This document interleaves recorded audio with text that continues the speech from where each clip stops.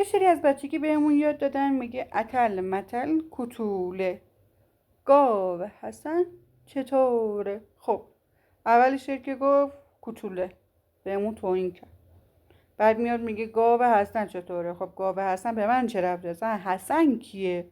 گاوش کیه؟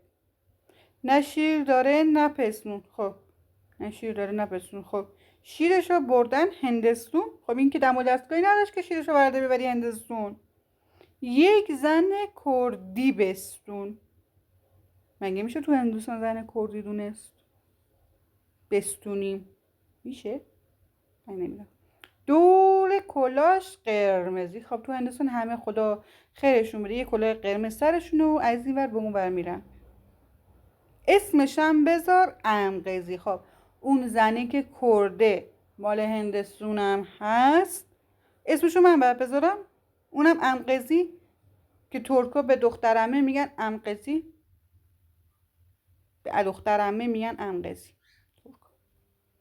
آچینا پاچینگ پاتو بچ. این شد شعر. خدا وکیل این چه شعری بود یادمون دادید؟